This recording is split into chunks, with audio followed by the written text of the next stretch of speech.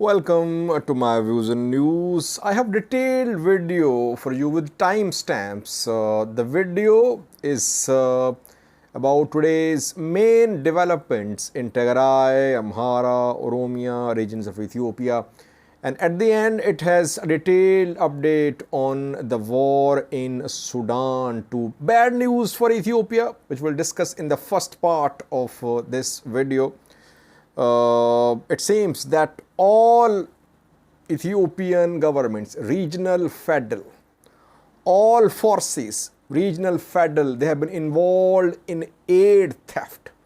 Washington Post has published an alarming article showing that aid theft was very extensive in Ethiopia. It wasn't just in Tigray. Details for you, it would have serious consequences for Ethiopian government. Secondly, another monastery has been surrounded by security forces in the Amhara region. We know that a monastery remained under siege by security forces around a week ago, and then security forces stormed the monastery. Hundreds were killed in that attack in the Amhara region. Thirdly, Tigray, where another bad news for the TPLF. TPLF could not be reinstated as a political party by the NABE, National Election Board of Ethiopia. Now, a conglomerate of more than 30 companies, which was being governed by TPLF's leaders, restoration, reinstatement of the accounts, unfreezing of the accounts of this conglomerate of companies is becoming another bone of contention between TPLF and Ethiopian federal government. Fourthly, PM Abiy today launched second phase of Green Legacy project. We'll talk about that. And lastly, Sudan, viewers, where Sudanese military has suffered another setback. Rapid support forces are gradually taking control of strategic sites in Khartoum. Meanwhile, talks are underway for a new ceasefire, which will be monitored through drones. Drone surveillance will be ensured, while RSF representative Yusuf Izzat is in Europe these days. He was in Africa, and today he was seen with some French officials. What is he doing there in Europe? Firstly, viewers, bad news for Ethiopian government and for Ethiopian people as well. It's very unfortunate that the people of Ethiopia will suffer because of aid theft by Ethiopian government officials, aid theft by Ethiopian National Defense Force, aid theft by Tigray local government officials, Tigray regional government officials, and Tigray fighters. All players involved in this aid theft. Washington Post just a few hours ago published an eye-opener. It's an article which has details of how aid was stolen. Aid is being stolen in Ethiopia, not just in Tigray. Washington Post has published this article citing a report, an internal investigation conducted by USAID. USAID and World Food Programme a few weeks ago suspended provision of food aid to Tigray. Back then, the two organizations said that aid was being diverted in Tigray, aid was being stolen, it was being sold in Tigray's markets. Then investigation was launched. Getachew, Tigray interim president, ordered an inquiry. USAID, World Food Programme also launched internal inquiries. Washington Post has shared details of an internal inquiry conducted by USAID.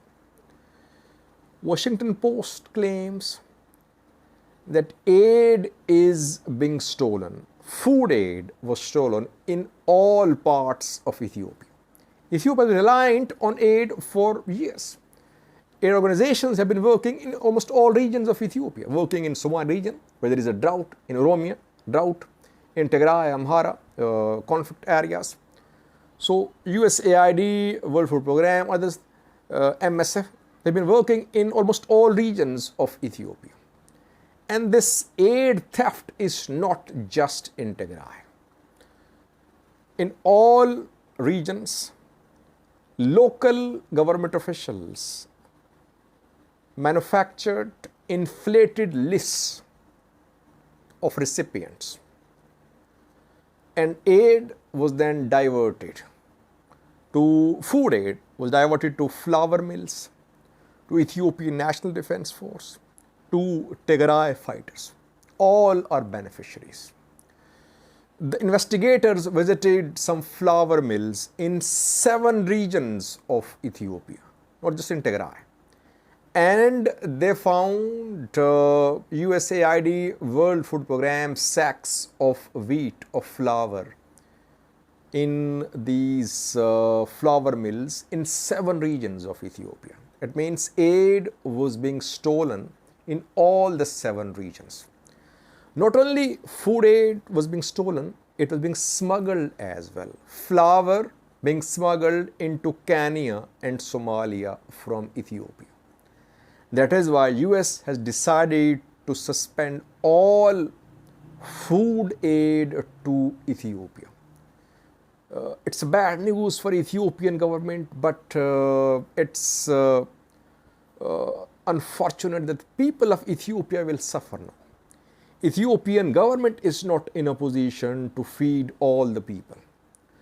Though PM Abiy's government takes pride in being self-sufficient when it comes to wheat production, but we know that government is not in a position to feed all the people. So people were being fed by aid organizations. But it is shameful for the government, for security institutions, that they were involved in this aid theft. And now US has decided to suspend all food aid supplies to Ethiopia. US wants reforms. Ethiopian government will have to make a transparent mechanism of aid delivery, aid distribution. What will Ethiopian government do now? Obviously, it will have to improve its aid distribution, aid provision mechanisms. Since government is involved, government officers, army officers, all are involved in aid theft, it means no one will be held accountable. In Harar, Ethiopian military was found involved in aid theft. In Tigray fighters were found involved in aid theft. In Somali region, several players involved in aid theft, and from Somali region, food aid, flour was being smuggled into Somalia. You see what is happening in Ethiopia. That the country is unable to feed all its people, and the aid which other countries are giving to the country, to Ethiopia, it is being stolen, smuggled, sold. Secondly, viewers, another monastery has been surrounded by security forces in the Amhara region of Ethiopia. We know that in an incident last week, 200 Fano fighters were killed. At least the government claimed. Ethiopian government top security body claimed that hundreds of Fano fighters had taken over a monastery in Debre Ilyas, Gojjam, East Gojjam. That monastery was being used as a base, as a military training site. Security forces surrounded the monastery. There was exchange of gunfire. Then security forces stormed the monastery. Hundreds were killed. Amhara activists claim that the killed were monks, children, priests, women. Government claims the killed were Skandernaga's APF fighters, Fano fighters. Monastery came under the control of government forces. Now, another monastery has been surrounded by security forces. The monastery is situated in East Gojjam, West Gojjam. Debre Ilyas was in East Gojjam. This monastery is in West Gojjam. Shart Midani Alam is the name of the Orthodox Church monastery. It is in West Gojjam. I think it is in Dambicha. If you remember, when Fano fighters fled from Debre Ilyas monastery, they fled towards Dambicha. From Debre Ilyas, East Gojjam, they entered Dambicha, West Gojjam. And then some roads were blocked from Debre Ilyas to Dambicha. Purpose was to stop movement of Ethiopian army to chase Fano fighters in Dambicha. Now, are Fano fighters there at this monastery? It's not clear. Maybe they are there. They are using Dambicha, Debre Ilyas, Bore, other areas in East and West Gojjam as their bases. But monastery is under siege. So far, talks are underway. Security forces are trying to they are telling the inmates to come out, to surrender. Covered in coming videos. Let's hope that there is no repetition. Let's hope that there is let's hope that the massacre of Debre Ilyas is averted in Dambicha, West Gojjam. Thirdly, viewers, Tigray region of Ethiopia, where another bad news for TPLF, another challenge for TPLF, Tigray People Liberation Fund. TPLF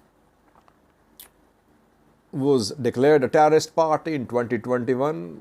Then this year, Ethiopian Parliament voted to remove TPLF from terrorist list. But NEBE, National Election Board of Ethiopia, did not restore TPLF as a political party. TPLF wrote a letter to African Union that Ethiopian federal government was violating Pretoria deal. TPLF refused to apply for a new registration. So at this point of time, TPLF is not eligible to contest in a regional election or a federal election in coming months, if elections are held. Another blow to TPLF is that TPLF has not been able to get control of its assets. Its assets were frozen. Some assets were in the name of TPLF, some were in the name of Tigray region, but mainly TPLF was in charge. Those assets were taken over by Ethiopian federal government. One of such assets is Ahmed. Ahmed is a conglomerate of more than 30 companies. Ahmed means endowment fund for rehabilitation of Tigray. It was formed in 1995. Its assets are several hundred million Ethiopian birrs. And some top TPLF leaders like Sabat Naga, like Say Abraha, former Ethiopian Airlines chief Tewelde, remained part of this conglomerate, remained part of the board of directors of this conglomerate. When the war broke out, the accounts of this conglomerate came under Ethiopian government control. You can say accounts were frozen. Now, peace deal has been signed. TPLF wants access to the accounts of these companies. These companies had investments in different sectors, in agriculture, mining, transport, etc. It's a mega company, you can say, which was being run by Tigray government, mainly by TPLF, you can say. But so far, Ethiopian government has not restored access for TPLF to the accounts of Ahmed. So now it is becoming another bone of contention between Ethiopian government, federal government and TPLF. Where does Getacheau's interim government stand on this issue? Getacheau's government stands on this issue like it stands on the issue of restoration of TPLF as a party. And if efforts accounts are not unfrozen, if TPLF is not restored as a political party, not only will relations between TPLF and federal government deteriorate, but relations between TPLF and Tigray interim government could worsen too. The two are in disagreement over several issues. So there are other main issues to be handled, like return of IDPs, like return of refugees, like holding of election. That is why disagreements between TPLF and Tigray interim government are not reported. Disagreements are there. Let's see. Fourthly, viewers, Prime Minister of Ethiopia today launched second phase of Green Legacy project. In 2019, when PM Abiy came to office, he launched Green Legacy project with a target of planting of 25 billion seedlings in 4 years. First phase came to an end. 25 billion seedlings were planted according to Ethiopian government. Today's second phase was launched by the Prime Minister of Ethiopia. Second phase was launched in Afar region today. It's a 5-year-long second phase. Again, billions of seedlings will be planted in the Afar region. PM Abiy sent a 10-minute long message when he started the second phase of Green Legacy project. If Green Legacy project is fully implemented, obviously it can change the lives of people.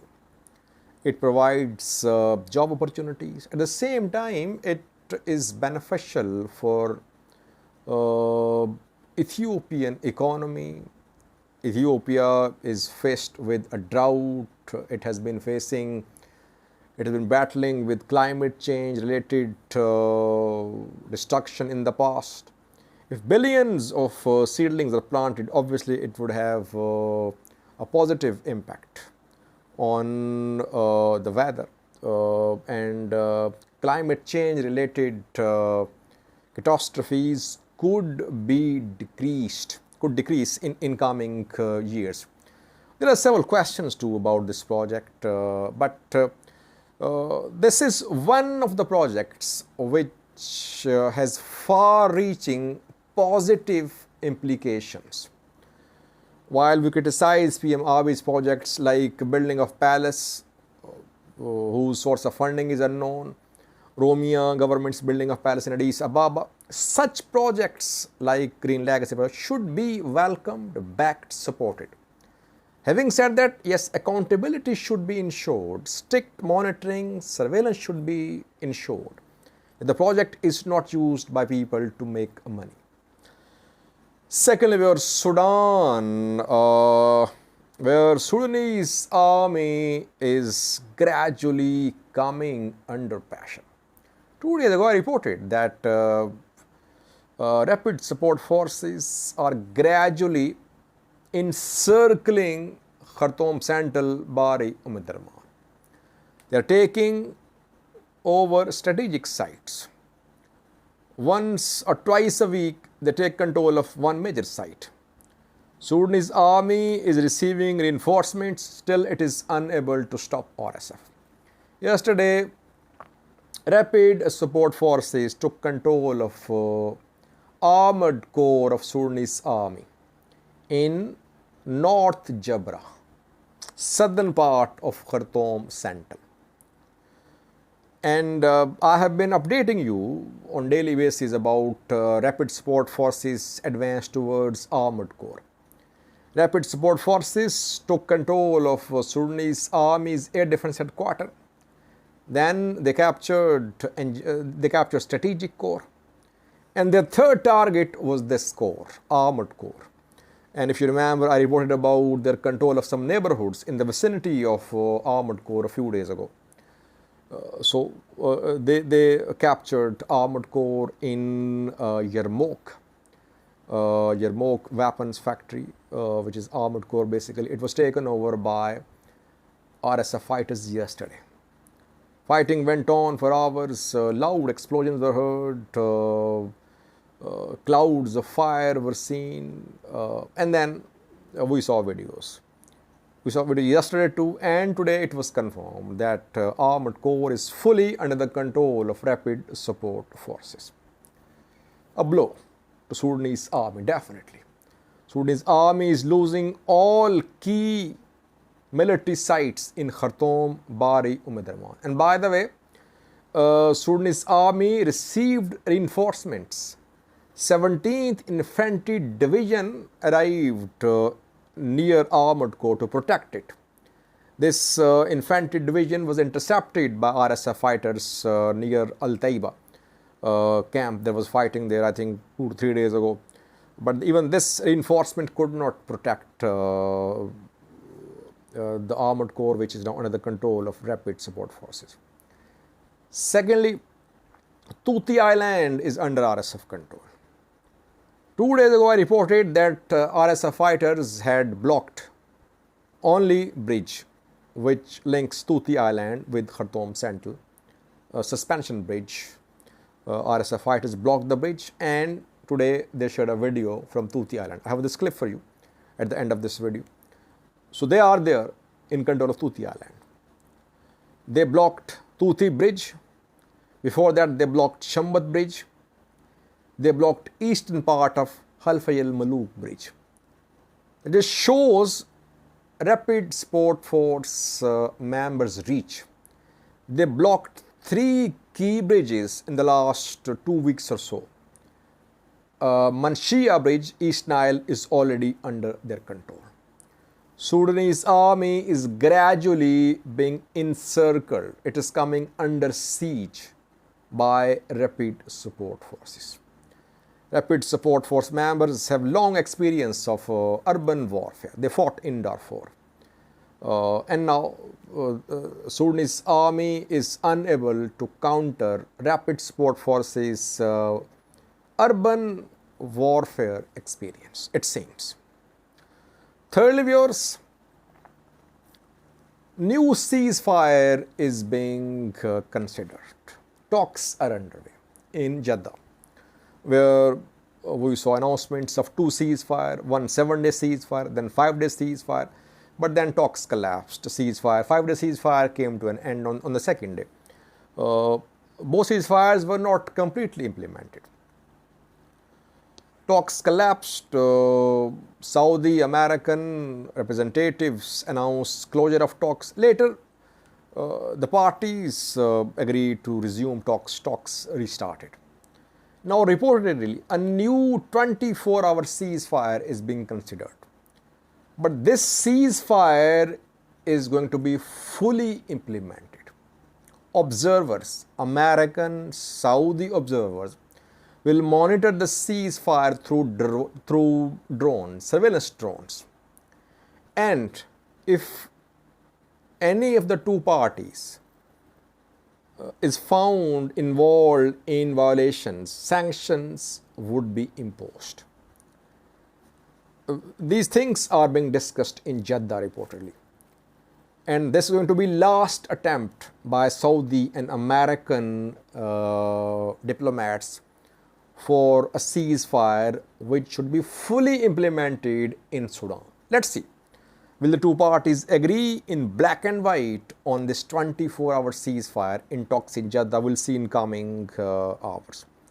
Fourthly, Yusuf Izzat, RSF spokesperson, RSF representative, I reported 2 days ago, was in Africa. Now he is in Europe.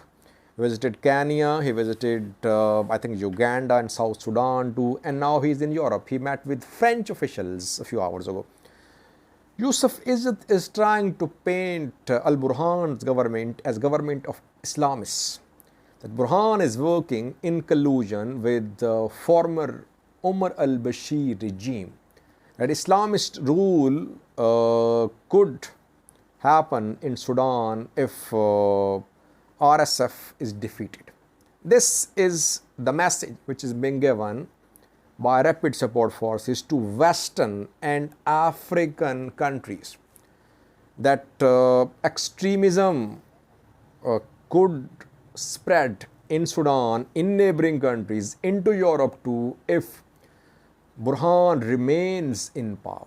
That is why RSF should be backed. From day one, since the start of this war, Mathi has been trying to paint Al-Burhan as an Islamist. Al-Burhan denies, but effort is underway by a rapid support force to gain support from Western and African countries, projecting Al-Burhan as an Islamist, working allegedly in coordination with extremist elements in Sudan. Watch two clips for you. One shows RSF fighters in control of armored corps in Yarmouk, North Jabra. Second one shows RSF fighters on Tuti Island. They are there in control of the island. Thank you for watching. بسم الله والصلاة والسلام على رسول الله. نحن الآن من المصنع بتاع اليرموك. عندي الماكينات مصنع اليرموك. عندي دي كلها صواريخ. تمام. دي مصنع اليرموك. ده مصنع الأربجيات. ده بصنعوا فيه الأربجي. الناس اللي ما بتعرف دي الماكينات.